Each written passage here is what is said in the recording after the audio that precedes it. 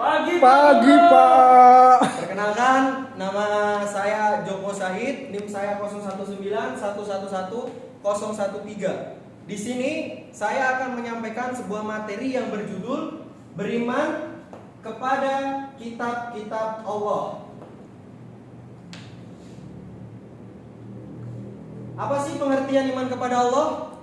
Beriman kepada kitab-kitab Allah Subhanahu wa taala adalah mempercayai dan meyakini dengan sepenuh hati bahwa Allah Subhanahu wa taala telah menurunkan kitab-kitabnya kepada Rasul yang berisi wahyu untuk disampaikan dan diajarkan kepada umat-umatnya.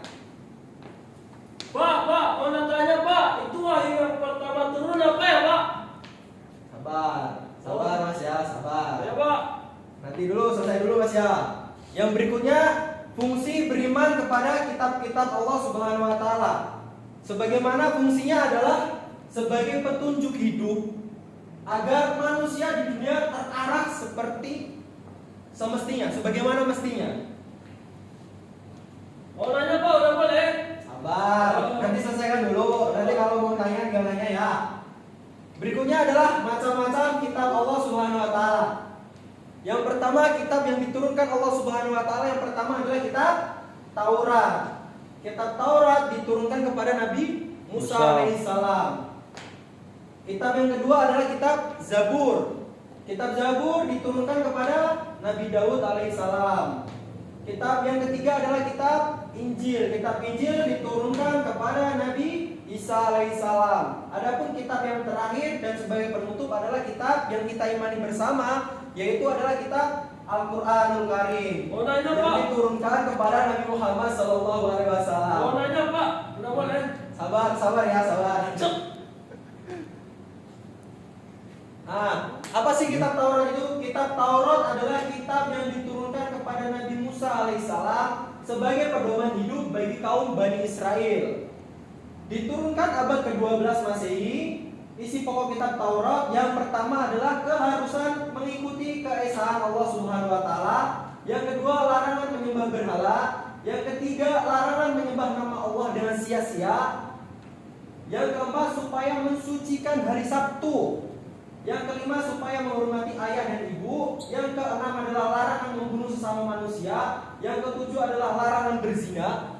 Yang kedelapan, larangan mencuri. Larangan menjadi saksi bisu, larangan mengambil hak milik orang lain. Nah, kitab Zabur diturunkan kepada Nabi Daud alaihissalam pada abad ke-10. Kitab ini hanya berisi perintah Allah untuk mengikuti syarat Nabi Musa alaihissalam atau menyempurnakan kitab dari sebelumnya. Dan pokok ajaran kitab Zabur berisi tentang zikir, nasihat, hikmat tidak membuat syariat dan tidak membuat syariat dan lain sebagainya. Aku mau makan dulu. Ya, silakan. Yang ketiga adalah kitab Injil. Kitab Injil diturunkan kepada Nabi Isa alaihissalam pada abad pertama Masehi.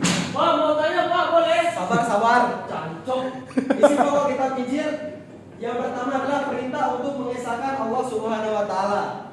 Yang kedua, tidak menyekutukan Allah Subhanahu wa taala. Yang ketiga, menjelaskan bahwa di akhir zaman akan lahir nabi terakhir, yaitu Nabi Muhammad SAW.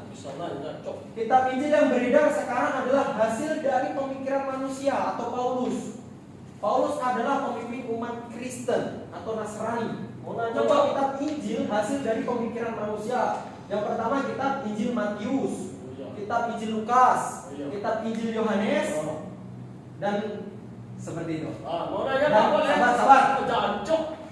Kitab yang terakhir adalah kitab Al-Quran. Kitab Al-Quran diturunkan kepada Nabi Muhammad SAW sekitar abad ke-6 Masehi.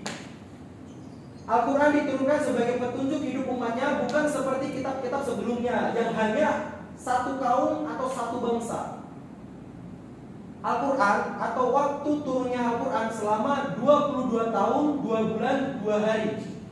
Al-Quran terdiri dari 30 juz, 144 surah, 6.666 ayat, 74.437 kalimat, dan 325.345 huruf. waktu turunnya disebut nuzulul Quran yang biasa kita peringati setiap bulan Ramadan.